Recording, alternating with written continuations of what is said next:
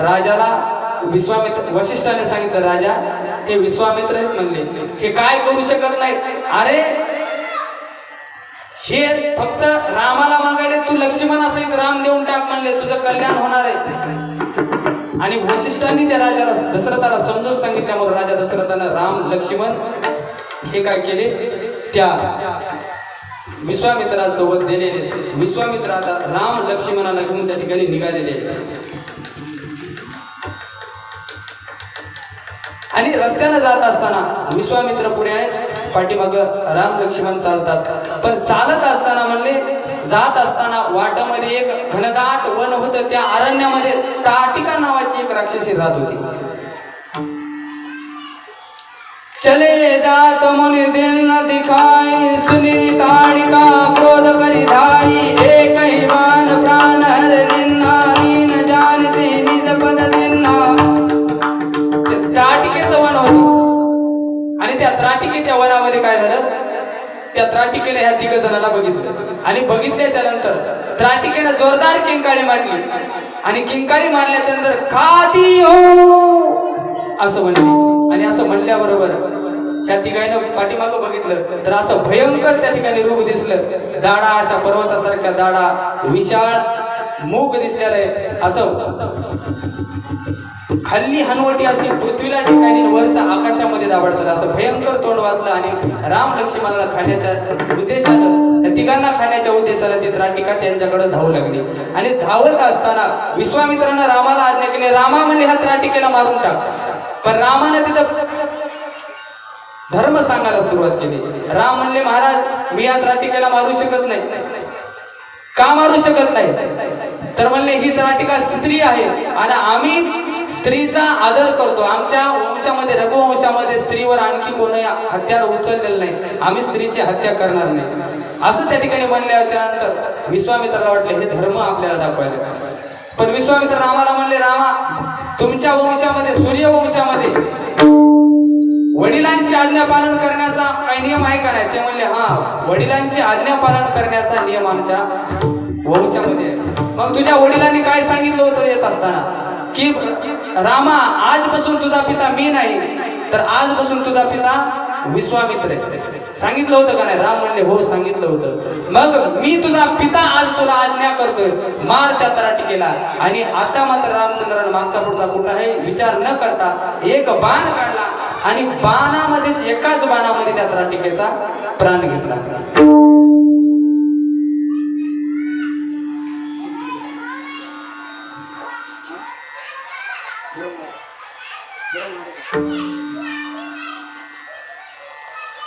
आणि बाण मारला त्राटिकेचा वध करून टाकला. आणि रामा त्या विश्वामित्राच्या लक्षात आलं की अरेकडे ह्या एका बाणामध्ये या त्राटिकेचा वध ह्या रामचंद्राने केल्यामुळं ह्याच्यामध्ये प्रचंड शक्ती आहे. विश्वामित्राने ओळखलं आणि पुढे एका नदीच्या किनाऱ्यावर मुक्काम ठोकला. आणि मुक्काम केल्याच्या नंतर सकाळी दिवस निघाल्यावर उठले आणि राम आणि लक्ष्मणाला विश्वामित्राने काय केले, विद्या प्रदान केली. कोणती विद्या प्रदान केली, तब ऋषि निज नाथ हे जे चिन्ना, विद्या निधि कहो विद्या देना, जाते लागन चूपा विपासा, अतुलित बल तनु तेज प्रकाशा, अतुलित बल तनु तेज प्रकाशा, अतुलित बल तनु तेज प्रकाशा. तर कोणती विद्या प्रदान केली, तब ऋषि निज नाथ जे चिन्हा, विद्या निधि कहू विद्या देना, जाते लागा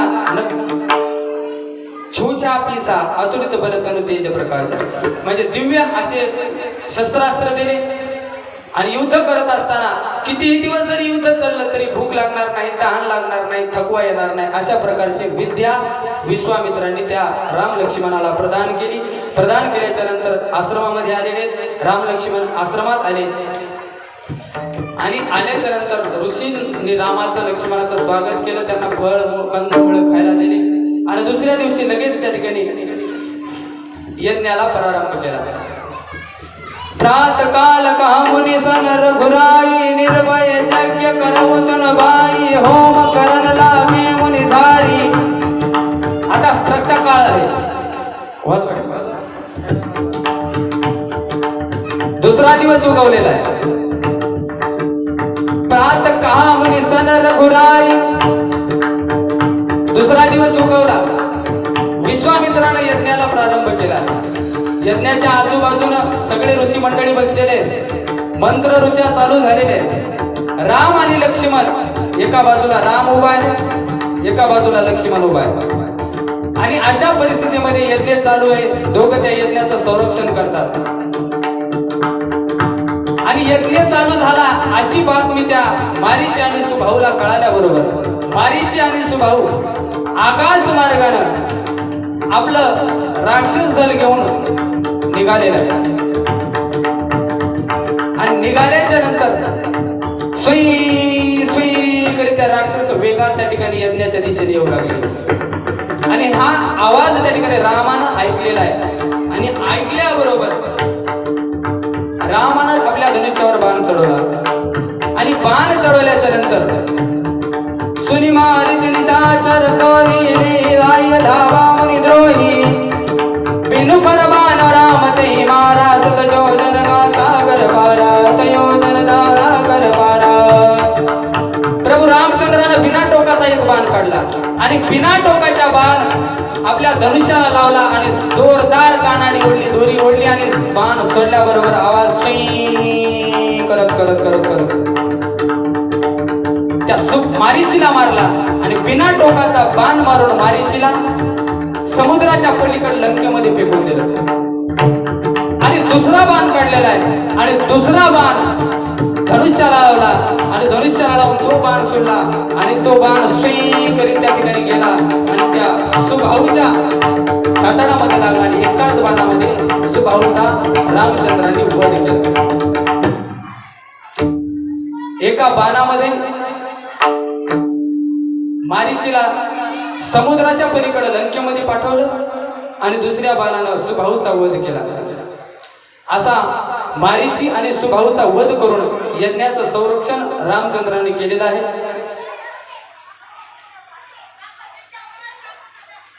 आणि यज्ञ हे सफल निर्विघ्नपणानं सफल झाला.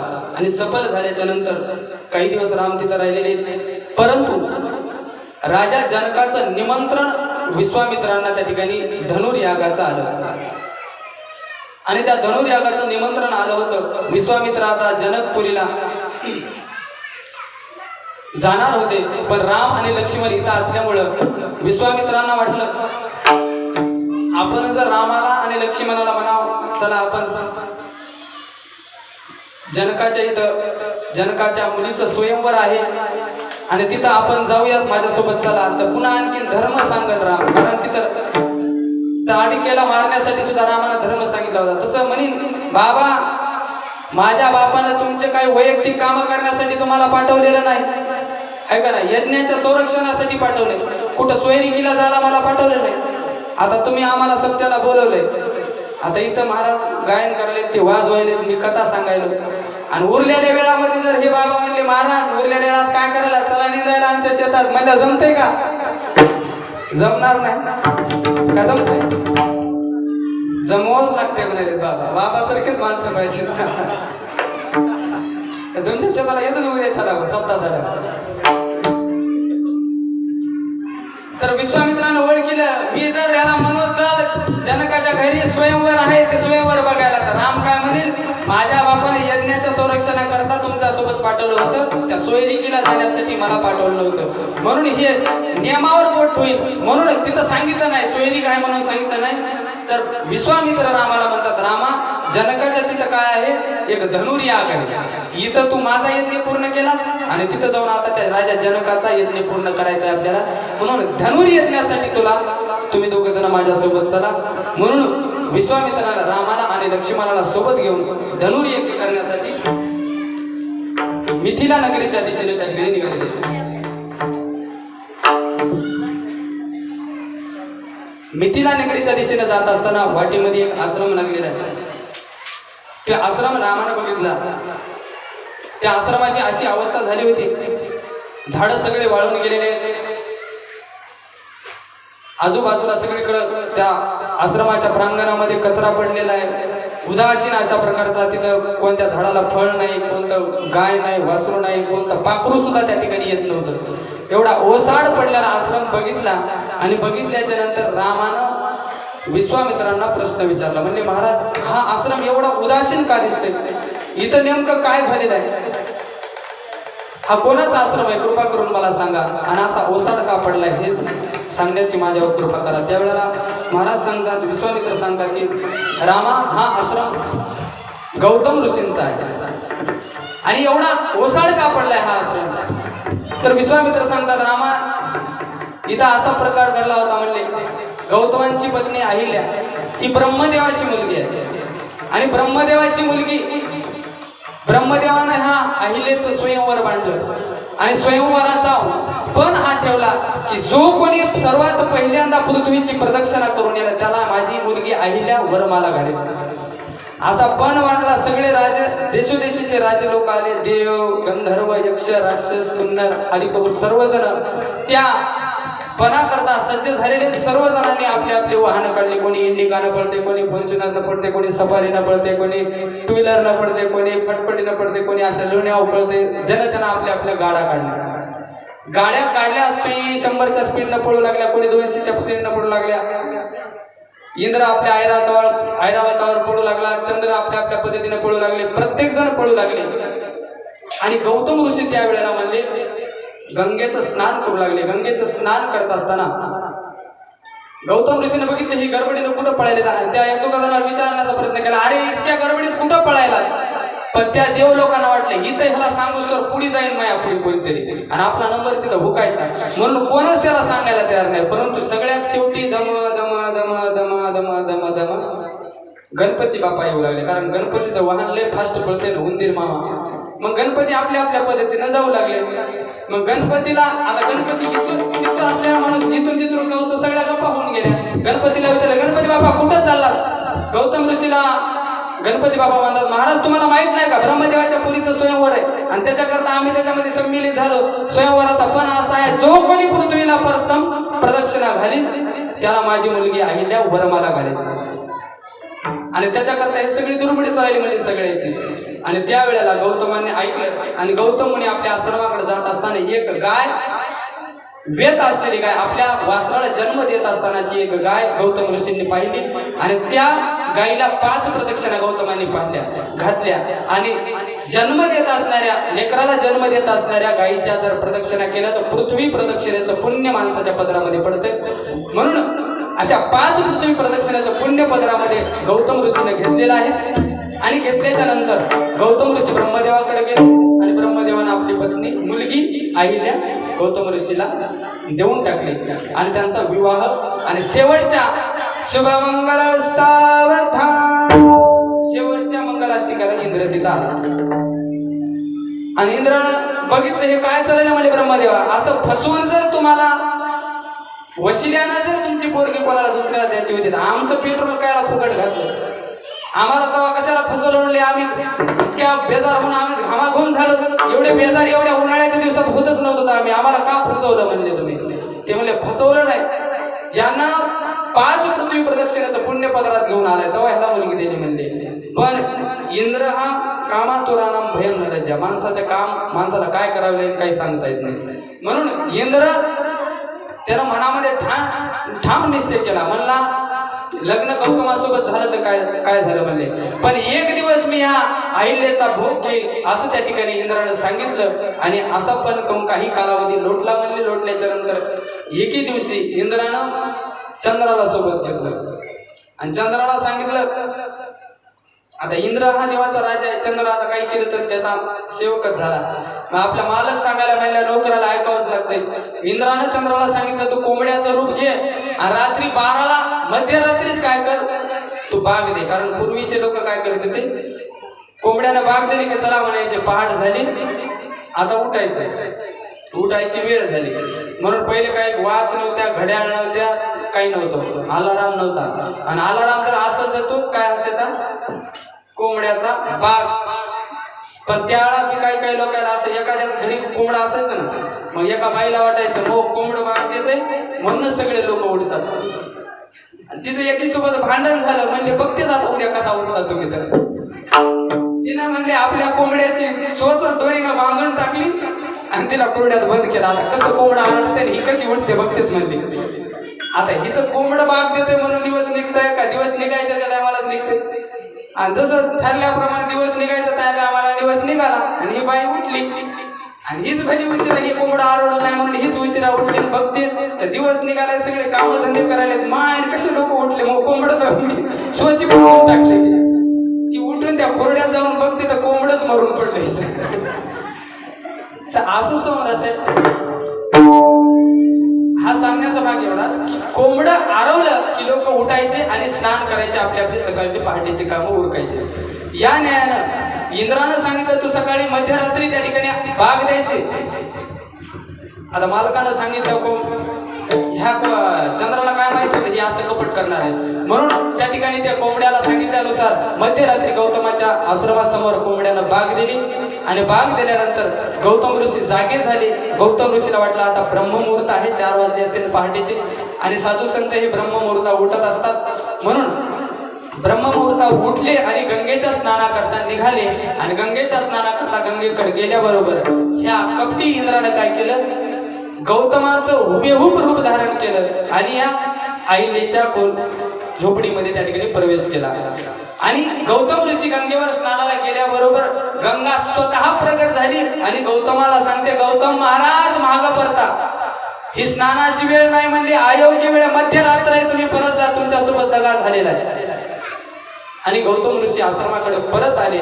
आणि परत आल्याच्या नंतर दारावर मारल्याबरोबर आणि आवाज मारल्याबरोबर त्या अहिल्याला आपल्या पतीचा आवाज ओळखू आला आणि ती घाबरली आणि ताडकून उठली. त्यावेळेला इंद्र सुद्धा घाबरला. म्हणले घाबरत घाबरत पळत पळत त्यानं मागच्या दारानं पळून गेला. पण गौतम ऋषीने त्याला पळत असताना पाहिलं आणि गौतम ऋषीने इंद्राला श्राप देऊन टाकला. थांब इंद्रा म्हणले कुठं पळतोस.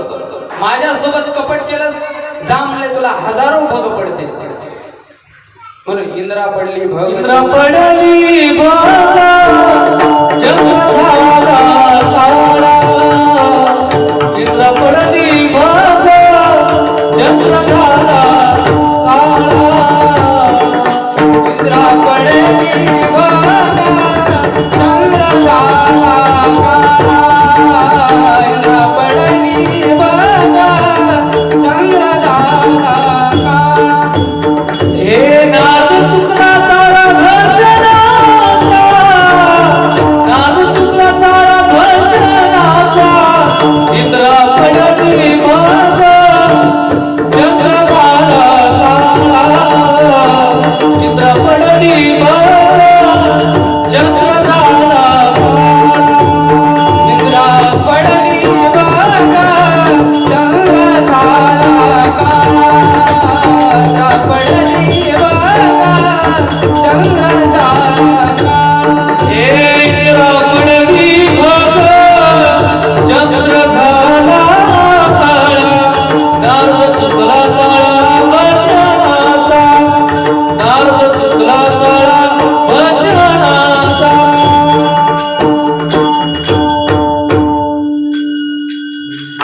इंद्रा पडली भग चंद्र झाला काळा. नारद चुकला चाळा भजनाचा. ही कसं सांगतात ही कामातुरा नाम भयम न लज्जा.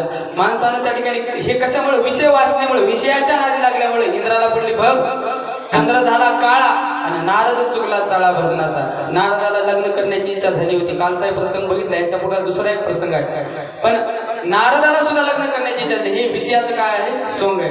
एवढा मोठा देवाचा राजा इंद्र त्याला शोभते का इतकं नीच कर्म करण्याचं. पण त्या कर्मामुळे त्याला भगा पडण्याचा श्राप मिळाला. पण इंद्राची आपली चूक लक्षात आली. इंद्रानं गौतमाचे पाय धरले. क्षमा करा महाराज म्हणले अज्ञानामध्ये माझ्याकडून नजर चुकीनं चूक घडली. नजर चुकीनं चूक घडली. नजर चुकीनं घडण्यासारखी चूक नाही इंद्रा. पण काय करावं महाराज क्षमा करा. नाक रगडलं पायावर. तेवढा गौतमाने सांगितलं जा म्हणले 1000 डोळे होतील तुला. ते 1000 जे भग पडतील ना ते भग पडण्याचा श्राप दिला. पण त्या भगायचे 1000 डोळे होतील तुला असं म्हणल्याच्या नंतर सहस्राक्ष एक नाव इंद्राला प्राप्त झालं. सहस्राक्ष म्हणजे 1000 डोळे ज्यांना आहेत त्याला नाव सहस्राक्ष म्हणतात.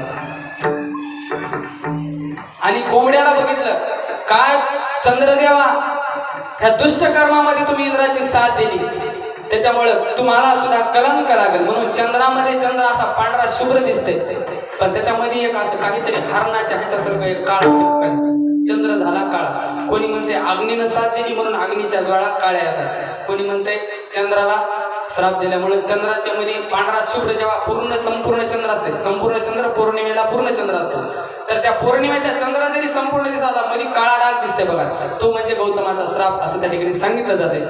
तर मग चंद्र झाला काळा आणि शेवटी आपल्या पत्नीकडे रागाच्या भरामध्ये बघितलं. आता हिच्या अंगाचं पाणी पाणी झालं. मालक मला काही कळलं नाही, मला क्षमा करा, अज्ञानात माझी चूक झाली.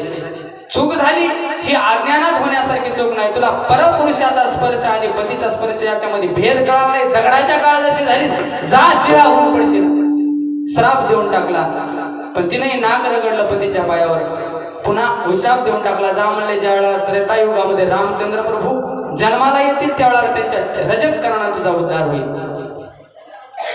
असा आशीर्वाद अहिल्याला दिला. गौतम ऋषी निघून गेल्या. अहिल्या शिळा होऊन त्या आश्रमात पडली होती. आणि रामा, ती जी मनुष्याच्या आकाराची शिळा दिसते ना, ती शिळा तुमच्या चरण रज चाहत आहे.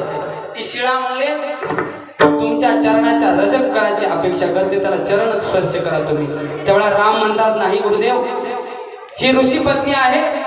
वास्तविक पाहिलं तर सर्व स्त्रिया आम्ही माते समान मानतो, आणि या स्त्रीला चरण पाय लावावा तर म्हणले मातेला लात मारल्याचं पाप मला भोगावं लागेल. ही तर शेवटी ऋषी पत्नी आहे, ह्याला लात कशी मारेल मी? म्हणून पाय उचलून लात मारत नाहीत रामचंद्र, पण पाऊल उचलला आणि वाऱ्याच्या झुळकीनं पायाचे रजक्कन उडून त्या पाषाणावर पडले आणि त्या पाषाणातून एक सुंदर दिव्य स्त्री निर्माण झाली आणि त्या अहिल्याचा उद्धार झाला. आणि अहिल्यानं प्रभू रामचंद्राचं दर्शन घेतलं आणि आपल्या आपल्या धामाला निघून गेले. अशा पद्धतीने रामचंद्र प्रभूनं अहिल्याचा उद्धार केला. अहिल्याचा उद्धार करून पुन्हा विश्वामित्र पुढे निघतात. पुढे निघत असताना गंगेचं दर्शन विश्वामित्रांना रामचंद्र प्रभूला गंगेचं दर्शन त्या ठिकाणी विश्वामित्र करायला सांगतात. म्हणले रामा, ही जी गंगा रूपी देण या जगाला मिळालेली ही तुमच्या पूर्वजाचंच पुण्याई आहे म्हणले. ते म्हणले आमच्या पूर्वजाचे पूर्व पुण्य आहे. कसे? ही गंगा तुमच्याच पूर्वजाने या मृत्यू लोकामध्ये आणलेली आहे. कोण आणलेली आहे? तर भगीरथ राजानं गंगा या ठिकाणी आणलेली आहे. आपले 20 मिनिट बोललेले पूर्ण चरित्र 5-10 मिनिट तरी लागतात याला, पण हे आपण थोडक्यामध्ये सांगून आज रामाचा विवाहापर्यंत बघूया. पुढची कथा आपल्याला सांगताना तर ही गंगा अवतरणाची कथा थोडक्यामध्ये सांगतो. महाराज सगर सूर्यवंशामध्ये सगर राजा होऊन गेला. त्या सगराला 60,000 पुत्र होते. त्याने एक यज्ञ आरंभ केला. त्याने 100 यज्ञ करणार होता. त्या 99व्या यज्ञाच्या वेळेस इंद्राला वाटलं 100 यज्ञ शतमक संपत्ती स्वर्गीची, 100 यज्ञ केले की स्वर्गाची संपत्ती म्हणजे इंद्रपद प्राप्त होते माणसाला. आणि म्हणून आता 100वा यज्ञ राजा सगर करतोय. 100वा यज्ञ निर्विघ्नपणानं पार पडला की आपल्याला आपलं पद सोडावं लागणार, मग आपल्याला रोजानं जावं लागणार. म्हणून राजा इंद्राला भेव वाटलं आणि इंद्रानं काय केलं, जो यज्ञासाठी एक घोडा सोडला जातो, अश्वमेध यज्ञासाठी एक घोडा सोडला जातो, तर तो यज्ञाचा घोडा इंद्रानं चोरला आणि कपिल मुनीच्या आश्रमामध्ये नेऊन बांधला आणि इंद्र आपल्या राजधानीला निघून गेला. सगराच्या मुलांना त्या यज्ञाच्या घोड्याचा शोध चालू करायचा. घोडा कोण चोरून नेला? आकाश, पृथ्वी, मृत्यूलोक, पाताळलोक सर्वत्र त्या ठिकाणी विचरण करत ते शोधू लागले, पण कुठंच सापडत नव्हता. घोडा सापडला कपिल मुनीच्या आश्रमात. त्या सगराच्या मुलांना वाटलं त्या साधूनं आपला घोडा चोरलेला आहे. म्हणून ह्या मुलांनी काय केलं, साधूला मारण्याच्या दिशेनं धावले. त्या गोंधळाच्या आवाजामध्ये कपिल मुनीची समाधी भंग झाली. कपिल मुनीनं असं डोळे उघडून बघितल्याबरोबर 60,000 सगराचे पुत्र जळून भस्म झाले. कारण चोरला घोडा साधून नव्हता, इंद्रानं कपटानं आणून बांधला होता, पण हे न जाणून साधूवर चोरीचा आळ घातला आणि जळून भस्म झाले. सगराला प्रश्न पडला, आता हे शापित झालेल्या माणसाचा मुक्तीचा काहीतरी प्रयत्न करावा लागेल, नाही तर असे अतृप्त आत्मे असे मृत्यू लोकांमध्ये घुमत असतात, तिथे आपल्याला त्रस्त करतात. म्हणून ज्या काही दशक्रिया विधी, पिंडदान ह्या ज्या गोष्टी करतात त्या अतृप्त आत्म्याला पूर्ण मोक्ष प्राप्त व्हावा किंवा पितर लोकाला जावं याच्या करता ह्या विधी आहेत. तर मग ह्यांना मोक्ष कसा प्राप्त होईल, यांचा उद्धार कसा होईल? ऋषीला विनंती केल्यावर ऋषीला सांगितलं, जा गंगा जर तुमच्याच्यानं अन्न झाली तर जर गंगेचं पाणी ह्या प्रेतावर जर टाकलं ह्याच्या त्या राखेवर तर ह्यांचा उद्धार होईल. म्हणल्यानं सगळ्यांना प्रयत्न केला गंगेला आणण्याचा, बरेच जणांना प्रयत्न केला, दिलीपानं प्रयत्न केला, अनेक लोकांनी प्रयत्न केला, पण गंगा काही आली नाही. पण तुमच्या वंशामध्ये म्हणजे महाराज भगीरथ होऊन गेले आणि त्या भगीरथानं प्रयत्न केला आणि भगीरथानं या गंगेला मृत्यू लोकांमध्ये आणलं आणि गंगा ही शंकराच्या जटेमध्ये गंगा धारण केली. भगीरथानं मृत्यू लोकांमध्ये गंगा आणल्यामुळं त्या गंगेचं एक नाव भागीरथी आहे. ती गंगा वाहत वाहत जानू मुनीच्या आश्रमातून येऊ लागली, आश्रमच वाहून नेला म्हणून जानू मुनीने त्या गंगेलाच पिऊन घेतलं. भगीरथ राजा पाठीमागं बघतात तर गंगा दिसत नाही, बघतात तर हे जानू मुनीने पिऊन घेतली गंगा.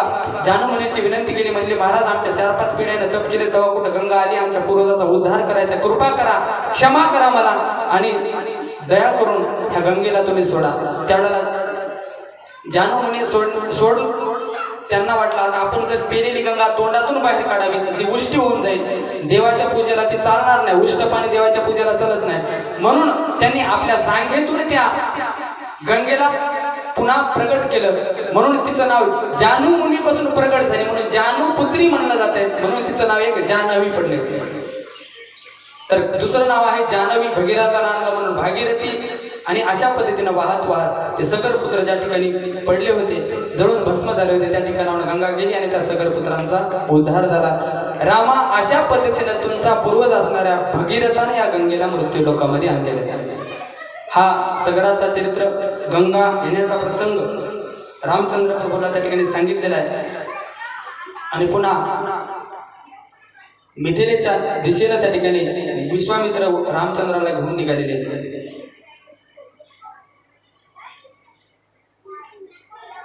आणि निघाले असताना नगराजवळ जवळ येऊ लागलं, लांबूनच नगराचे शिखर दिसू लागले आणि शिखर दिसत असताना अचानक त्या ठिकाणी गावाच्या बाहेर वराड आले की पहिलं गावाच्या बाहेर तिथे काही ठिकाणी देत होते.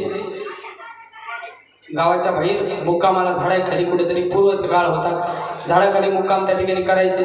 तसे एक आमराई होते म्हणले, त्या आमराई आली आणि त्या आमराईमध्ये त्या ठिकाणी विश्वामित्र विश्वामित्र राम आणि लक्ष्मण या ठिकाणी त्या ठिकाणी मुक्काम केला. देखे अनुपम एक अवराई, सब सुपास सब भाग्य सुहाई,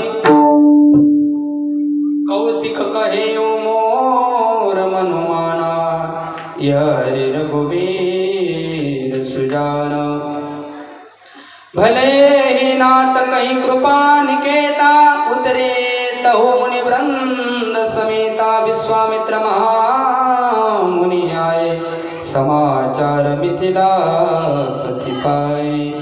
आता अमराईमध्ये विश्वामित्र उतरलेले, हे दूतांच्या माध्यमातून राजा जनकाला ही गोष्ट कानावर गेली. धावत पळत राजा जनक विश्वामित्राचं स्वागत करण्यासाठी त्या ठिकाणी अमराईमध्ये आलेले आणि अमराईमध्ये आल्याच्या नंतर विश्वामित्राचं दर्शन घेतलं, त्यांचं स्वागत केलं, आदरातिथ्य केलं आणि चर्चा करण्यासाठी, गप्पा मारण्यासाठी बसले. त्यावेळेला त्यांची नजर राम आणि लक्ष्मण या 2 बालकावर गेली आणि पाहिल्याबरोबर त्यांचं मन मोहित करून घेतलं या दोन्ही बालकांना. कारण रामचंद्र प्रभू साक्षात ईश्वराचे अवतार आणि लक्ष्मण म्हणजे साक्षात शेषाचे अवतार, हे दोघे अतिशय सुंदर दिसायला होते. त्यांचं सौंदर्य पाहून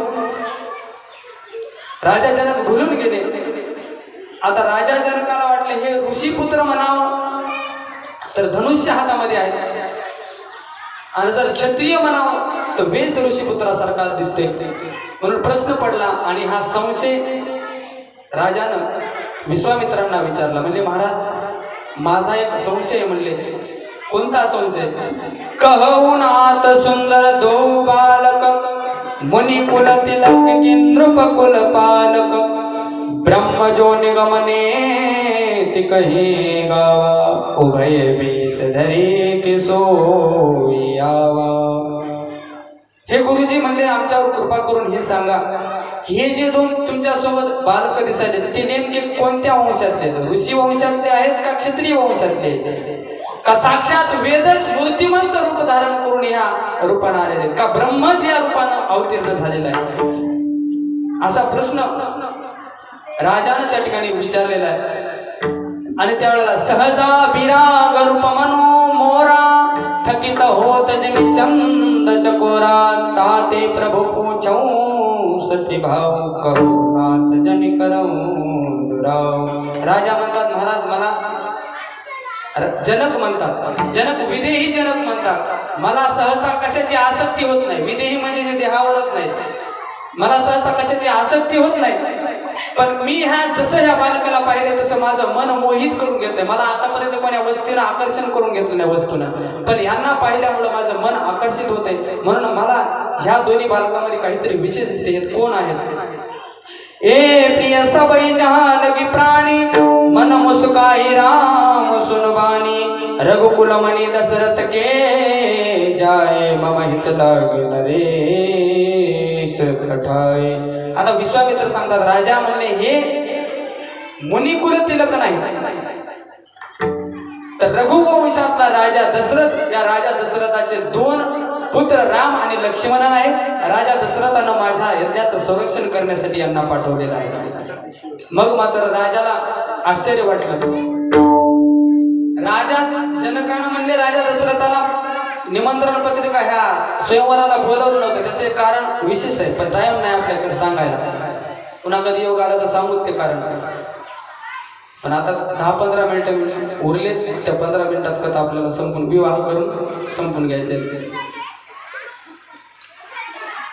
ती गाय मारलेला प्रसंग आहे. राजा जनकानं राजा दशरथाला स्वयंवराचं आमंत्रण दिलं नव्हतं. त्याचं कारण राजा दशरथ हे अतिशय अधिकारी होते. त्यांच्या निस्त्या झाडू मारणाऱ्या माणसाला गाईला जिवंत केलं.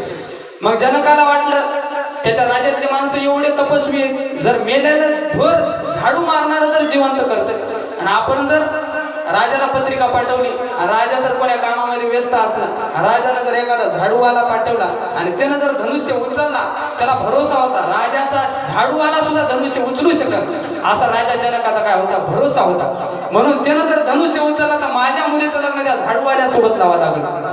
म्हणून राजा दशरथाला त्यानं निमंत्रण पाठवलं नव्हतं. पण आज राजाला आनंद झाला. बरं झालं म्हणले महाराज, ह्या राजपुत्रांना तुम्ही घेऊन आलात, माझ्यावर तुमचा उपकार झालेला आहे. पण म्हणले तुम्ही जर ऋषी असतात तर तुम्हाला इथं थांबू दिला असता. पण हे राजकुमार आहेत, राजाचा औपचार म्हणजे राजाचं जे काय आतिथ्य आहे ते त्या राजोचित पद्धतीने झालं पाहिजे. राजाचं स्वागत जसं व्हायला तसं झालं पाहिजे, तसंच व्हायला पाहिजे. म्हणून राजपुत्रामुळे तुम्हाला आमच्या महालामध्ये यावं लागेल. राजपुत्रांना स्वतः राजाच्या महालामध्ये राजाने त्या ठिकाणी नेलेलं आहे. आणि नेल्याच्या नंतर तिथं मुक्काम झालेला आहे. आणि दुसऱ्या दिवशी राम लक्ष्मण उठलेले, स्नान केले, विश्वामित्र उठले, स्नान झालेले, विश्वामित्र पूजेला बसणार आहेत. त्यावेळेला विश्वामित्राला रामचंद्रानं सांगितलं, गुरुजी तुमच्या पूजेसाठी लागणारे फुलं आणाव का आम्ही?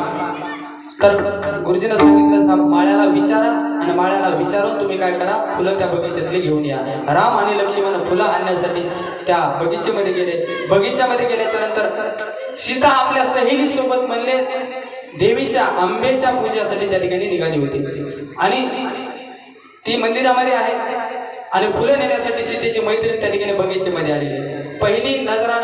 पहिलं रामचंद्राचं दर्शन सीतेच्या मैत्रिणीला झालं होतं.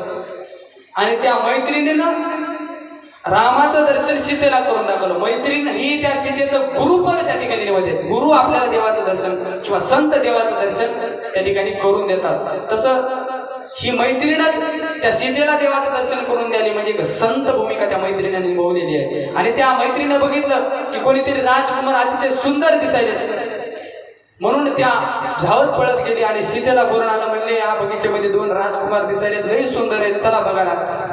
म्हणून ही सीता त्या ठिकाणी राजकुमाराला पाहण्यासाठी आलेली. सीतेनं पहिलं दर्शन रामाचं त्या बगीचेमध्ये झाले.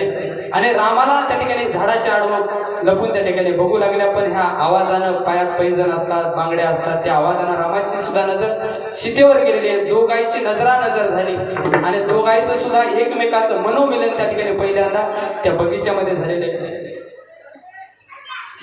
आणि हा प्रसंग सुद्धा विस्तारानं विस्तृत सांगता थोडक्यामध्ये आटोपून घेऊन फुलं घेऊन सीतामाता त्या ठिकाणी देवीच्या दर्शनाला गेली. रामचंद्र प्रभू विश्वामित्राकडे आले. सर्व काही झाल्याच्या नंतर काही वेळानं रामानं गुरुजीला आज्ञा घेतली गुरुजींची. गुरुजी, माझा लहान भाऊ लक्ष्मण हे नगर पाहण्याची इच्छा आहे त्याची, त्याला नगर दाखवून आणू का? गुरुजी म्हणले दाखवून आण, लवकर या म्हणले. आणि नगर पाहण्यासाठी रामचंद्र प्रभू नगरामध्ये जाऊ लागले. पण हे दोन बालक अतिशय सुंदर होते आणि गावातून फिरू लागल्याच्या नंतर सगळे जणांची नजरे त्या दोन्ही बालकांच्या दिशेने जाऊ लागल्या.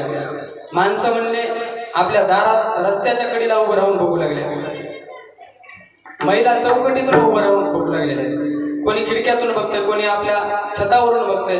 कारण माणसाला रस्त्यावर यायचा अधिकार आहे, माणसं रस्त्याला येऊ शकतात, महिला बाहेर येऊ शकत नाही. कोणी खिडकीतून बघते, कोणी दरवाजातून बघते, कोणी आपल्या माडीवरून बघते. असं रामाचं सौंदर्य त्या ठिकाणी बघू लागले. तिथं सुद्धा म्हणले एका मैत्रिणीनं सांगितलं की सीते त्यावेळेला तुला बघता आलं नसेल नीट, म्हणले आता हे राजकुमार दोन्ही फिरायलेत म्हणले, बघायचं लई सुंदर आहे. सीतेनं सौंदर्य विचारलं, म्हणतात किती सुंदर आहे?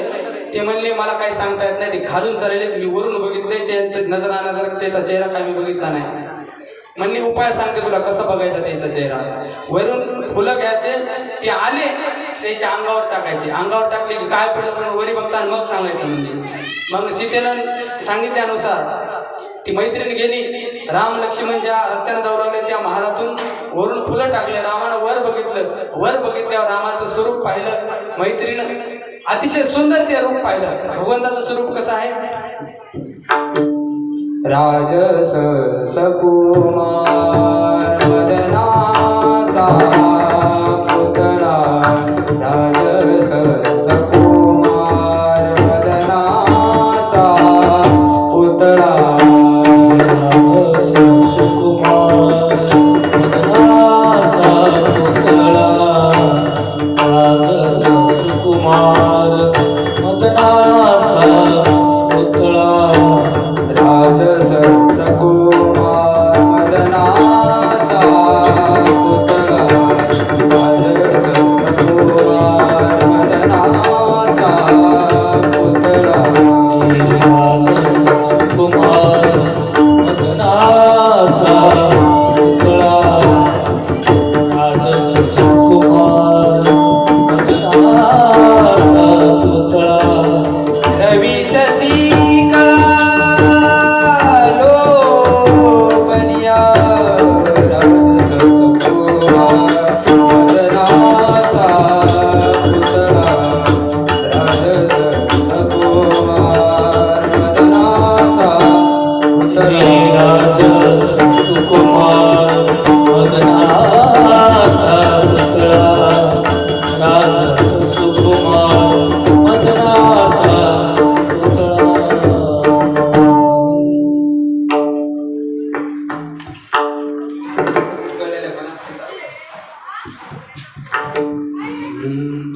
राजस सकुमार मदनाचा पुतळा. असा सुंदर त्या भगवंताचं रूप पाहिलं आणि ती सखी सीतेला त्या रामाचं रूप पाहण्यासाठी सांगण्यासाठी गेली. किती सुंदर होता त्या सीतेला सांगण्यासाठी गेली, परंतु सीतेला तिचं सांगताच येईना. तिला सीता विचारते कसा दिसत होता? ती म्हणली काय सांगू, इतका सुंदर दिसत होता, पण काय सांगावं मला सांगता येत नाही. कारण ज्या डोळ्यानं पाहिलंय त्या डोळ्याला बोलता येत नाही, आणि ज्या तोंडाला बोलता येते त्या तोंडानं पाहिलं नाही.